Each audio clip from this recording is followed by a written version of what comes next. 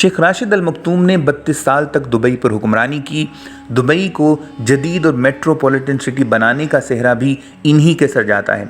शेख राशिद ने एक दफ़ा कहा था कि हमारी तरक्की हमारे शहर के लिए बहुत सारे मौके लेके आएगी जहां पर हम रहते हैं। दुबई सिर्फ 35 स्क्वायर किलोमीटर पर फैला हुआ छोटा सा शहर है। अगर हम बात करें कराची की तो ये कराची से 25 गुना छोटा शहर है। इसके बावजूद इस कौम ने ख़ुद को एक बंजर सहरा से दुनिया के 12वें अमीर तरीन शहर में बदल दिया और इस तरह के इंतज़ामात किए कि आज दुनिया की 500 बड़ी कंपनियों में से 140 के ऑफिसेज दुबई के अंदर मौजूद हैं। बाद लोग ये सोचते हैं कि दुबई ने ये तरक्की शायद तेल की वजह से की है, लेकिन तेल का दुबई की जीडीपी में सिर्फ 1% हिस्सा है। और अब भी जबकि बहुत सारे ममालिक अभी भी स्ट्रगलिंग फेज़ में हैं जिनके पास बहुत सारा ऑयल है, दुबई ने अपने आप को दुनिया में मनवाया है। दुबई के बारे में समझने से पहले, जानने से पहले आपको ये समझना ज़रूरी है कि बेसिक स्ट्रक्चर क्या है। अगर आप मिडल ईस्ट रीजन को देखें तो आपको वहाँ पर यूएई नज़र आएगा। जी हाँ, यूएई एक फेडरेशन है जिसको 7 स्टेट्स मिलके एक फेडरेशन बनाती हैं, जिसमें अबू धाबी है, दुबई है, शारजा है, उमुल क्वैन है, फुजैरा है और रासुल खैमा है। ये सारी की सारी स्टेट्स मिलकर यूएई यानी एक फेडरेशन को जन्म देती हैं। अस्सलाम वालेकुम, मैं हूं मोहम्मद फ़ारूक अमान और आप देख रहे हैं स्टोरी इन फ़ारूक। इस प्रोग्राम में आगे बढ़ने से पहले अब आपको ले चलते हैं आज से 60 साल पहले के दुबई में। आज से 60 साल पहले के दुबई में आपको एक बंजर सहरा नज़र आता है जहां पर लोग ऊंट दौड़ा रहे हैं। दुबई एक छोटी सी बंदरगाह जिसके ऊपर चंद कश्तियां खड़ी हैं, इसके अलावा कुछ नहीं था। 1962 में ब्रिटिश सिग्नल के नाम से एक oil tanker carrier Abu Dhabi से पहली दफ़ा तेल लेकर बरतानिया के लिए रवाना होता है। 1958-1959 में पहला ऑफशोर वेल बनता है अबू धाबी में। यहीं से यूएई और ख़ास तौर पर अबू धाबी की किस्मत तब्दील होना शुरू होती है। बहुत सारी जगहों पर तेल दरियाफ्त होता है और इस तेल की दरियाफ्त और इसकी एक्सपोर्ट से अबू धाबी में डॉलर्स की बरसात शुरू होती है। लेकिन इसके साथ साथ उनको और भी कुछ करने की ज़रूरत थी। यहाँ बहुत सारे लोग ये बात करते हैं कि अगर आपके पास तेल है तो भाई किस चीज़ की टेंशन है। ऑयल का मतलब ये है कि आप इस वक्त बहुत पावरफुल हैं, बहुत ताकतवर हैं, आप कुछ भी कर सकते हैं दुनिया में अगर आपके पास ऑयल है तो। अगर हम दुनिया के नक्शे पे देखें यानी ऑयल रिजर्व्स के हवाले से तो यूएई के पास इस वक्त 7th लार्जेस्ट ऑयल रिजर्व्स हैं। लेकिन दूसरी तरफ अगर हम पहले नंबर पर देखें तो पहले नंबर पर इस वक्त वेनेज़ुएला है जिसके पास सबसे बड़ा तेल का ज़ख़ीरा है पूरी दुनिया में। लेकिन वेनेज़ुएला में क्या हो रहा है?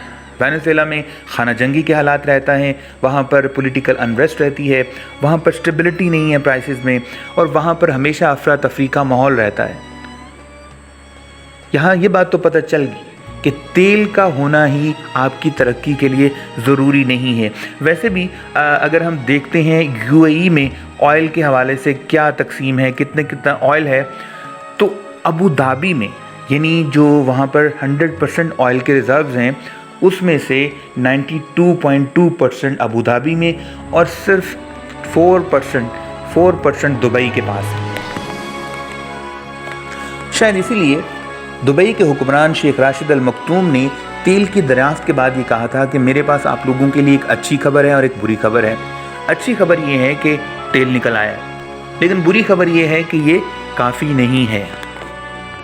यानी ये बयान एक ऐसे हुक्मरान की तरफ से आया जिसने नए नए डॉलर देखे थे और तेल की रेल पेल थी और बहुत ज़्यादा चीज़ों का बढ़ गया था मामला। इसके बावजूद उनकी तरफ से ये बयान उनकी सियासी बसीरत का वाज़ेह सबूत है। उन्होंने एहसास कर लिया था कि हमें ऑयल रिज़र्व ख़त्म होने से पहले पहले कुछ ऐसा करना है जिससे हमारे शहर की तामीर व तरक्की जारी रहे। दुबई को मुस्तकबिल के चैलेंजेस के काबिल बनाने और तेल पर इन्हिसार कम से कम करने के लिए शेख राशिद की سب سے پہلی نظر دبئی کی اسٹریٹجک لوکیشن کے اوپر پڑی اور خاص طور پر دبئی سے ساؤتھ ویسٹ 35 کلومیٹر اس پوائنٹ پر جو کہ ورلڈ ٹریڈ کے لیے بہت ہی زیادہ امپورٹنٹ تھا۔ جی ہاں، وہاں سے پرشین گلف میں انٹری اور ایران کے ساتھ کنیکٹنگ پوائنٹ ہونے کی وجہ سے وہ گلف کی ٹریڈ کے لیے بہت ہی امپورٹنٹ پوائنٹ تھا۔ سیکنڈلی، وہ area Indian subcontinent, commonwealth کے بہت سارے ممالک لائک قازقستان، ازبکستان، تاجکمانستان، رشیا، یوکرین اور پھر افریقہ کی منڈیوں تک کی رسائی کے لیے وہ روٹ بہت ہی امپورٹنٹ تھا، چاہے وہ بحری جہاز کا سفر ہو چاہے وہ ایئرپورٹس کے ذریعے سفر ہو، تو اس کی دونوں طرح سے اہمیت تھی۔ اس وقت کی کیلکولیشن کے مطابق وہ مارکیٹ جو ہے 1 بلین پیپل کی ایکسیس میں تھی۔ اس سارے مقصد کو عملی جامہ پہنانے کے لیے ارلی 70s میں شیخ راشد نے جبل علی کا عظیم الشان منصوبہ شروع کیا، جس کے لیے اربوں ڈالر کے حساب سے لون لیے گئے۔ دبئی کی کریک سے ریت نکال کر وہاں پر ڈیپ واٹر اور ڈیپ پورٹ بنائی گئی اور اس پورٹ کو کٹنگ ایج شیپس میں بنایا گیا تاکہ دنیا کو ورلڈ کلاس شپنگ سروسز جو ہیں وہ آفر کی جا سکیں، اور آج جبل علی پورٹ دنیا کی بہترین پورٹس میں سے ایک ہے۔ یہ 9th بزیسٹ پورٹ ہے اور دبئی کی جی ڈی پی میں 7% کنٹریبیوٹ کرتا ہے، یعنی دبئی کی جو میری ٹائم انڈسٹری ہے وہ 7% کنٹریبیوٹ کرتا ہے دبئی کی جی ڈی پی میں، اور یہ پورٹ 14 ملین کنٹینر ہینڈل کرتا ہے ہر سال۔ اس کے علاوہ یہاں پر 10,000 مربع اسکوائر فٹ کے اوپر پھیلا ہوا بہت بڑا اسٹور ہے، جہاں پر آپ کی اسٹوریج کی فیسلٹی ہے، اور خاص طور پر پیرشیبل چیزیں کی جو ریکوائرمنٹ ہوتی ہے، جن میں فارماسوٹیکلز ہیں، چاکلیٹس ہیں، کاسمیٹکس ہیں، ان کے لیے خاص طرح کی ریکوائرمنٹس ہوتی ہیں، ان ریکوائرمنٹس کو بھی پوری کرتی ہے یہ پورٹ۔ تو اتنا بڑا ویئر ہاؤس بھی یہاں پر کام کر رہا ہے، ورکنگ میں ہے۔ اس طرح جبل علی پورٹ بنا کر شیخ راشد نے دنیا کی میری ٹائم انڈسٹری کی طرف بھی قدم بڑھایا، اور پھر وقت نے ثابت کیا کہ یہ فیصلہ انتہائی درست اقدام تھا۔ یہ دبئی کے ریونیو کے لیے ایک بہت بڑی چیز ثابت ہوئی۔ جبل علی منصوبے کے فوراً بعد شیخ راشد کا جو دوسرا بڑا انقلابی منصوبہ تھا وہ دبئی میں فری زونز کا قیام تھا۔ ایسا پوری دنیا میں شاید کہیں دیکھنے کو نہیں ملتا جس طرح کے فری زونز کے قیام کا اعلان دبئی میں کیا گیا۔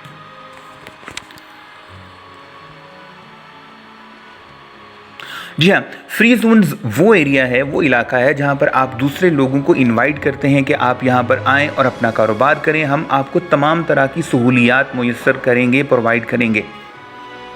4 بیسک قسم کی سہولیات جو دبئی کے فری زونز میں پرووائڈ کرنے کا کہا گیا تھا، اس میں یہ تھا کہ آپ اپنی کمپنی بنائیں، 100% اونرشپ آپ کی ہوگی، آپ کو لوکلز کے ساتھ کولیبریٹ کرنے کی ضرورت نہیں ہے۔ دوسرے نمبر پر آپ جو بھی کمائیں 100% منافع آپ کا ہے۔ تیسرے نمبر پر امپورٹ ایکسپورٹ کے اوپر 0 ٹیکس ہوگا، اور چوتھا یہ کہ آپ کی انکم کے اوپر، آپ کی سیلز کے اوپر کسی قسم کا کوئی بھی ٹیکس نہیں ہوگا۔ یہ 4 ایسے پوائنٹ سے ایسے نکات تھے جو آج تک بھی دنیا کے کسی فری زون میں آفر نہیں کیے گئے۔ سوال یہ پیدا ہوتا ہے کہ اگر دبئی یہ 4 پوائنٹس، اور اس بات کا یہ مطلب ہے کہ آپ آئیں یہاں پر کاروبار کریں، جو کمائیں ساتھ لے جائیں، تو دبئی کہاں سے کمائے گا؟ لیکن یہ ایک ایسا منصوبہ تھا جس میں دبئی آج کچھ نہیں کمائے گا، کل کچھ نہیں کمائے گا، 10 سال بعد کچھ نہیں کمائے گا، لیکن 20 سال بعد، 30 سال بعد دبئی اس منصوبے سے ضرور کمائے گا۔ ایک ایسا گلوبل بزنس ایکو سسٹم بنا دیا تھا کٹنگ ایج شیپس کی صورت میں شیخ راشد نے، جس کا فائدہ اور جو پروگریس آج ہم دبئی میں دیکھ رہے ہیں، اس میں فری زونز کا بھی بہت بڑا ہاتھ ہے۔ انہی فری زونز کو دیکھتے ہوئے، انہی ٹیکس ایگزمپشنز کو دیکھتے ہوئے بہت ساری کمپنیز نے یہاں پر اپنا کام اسٹیبلش کیا۔ آپ اس بات کا اندازہ یہاں سے لگائیں کہ دبئی جو کہ 25 گنا چھوٹا ہے کراچی سے، 25 گنا، وہاں پر اس وقت دنیا کی سینکڑوں کمپنیز کے ہیڈ آفیسز ہیں۔ دبئی کی جی ڈی پی میں دبئی انٹرنیشنل ایئرپورٹ اور एमिरेट्स एयरलाइन का एक बहुत बड़ा शेयर है, क्योंकि दुबई की जो डेस्टिनेशन है वो एक बेस्ट डेस्टिनेशन है। दुनिया की 3 अरब आबादी से सिर्फ 2 से 4 घंटे की मुसाफत है। इसके बाद यूरोप वहाँ से एक्सेस में है, वहाँ से अफ्रीका एक्सेस में है, वहाँ से अमेरिका और कनाडा तक भी एक्सेस है। तो एक खूबसूरत सेंट्रल पॉइंट बनाता है दुबई का जो फ्लाई जोन है। पॉइंट है टूरिज़्म, एवोल्यूशन ऑफ दुबई से जो टूरिज़्म को बूस्ट मिला उस पर भी बात करते हैं। दुबई में इस वक्त दुनिया के बेहतरीन होटल्स हैं, बेहतरीन रेस्टोरेंट्स हैं, बेहतरीन रिजॉर्ट्स हैं, बेहतरीन बीचेस हैं, बेहतरीन शॉपिंग मॉल्स हैं।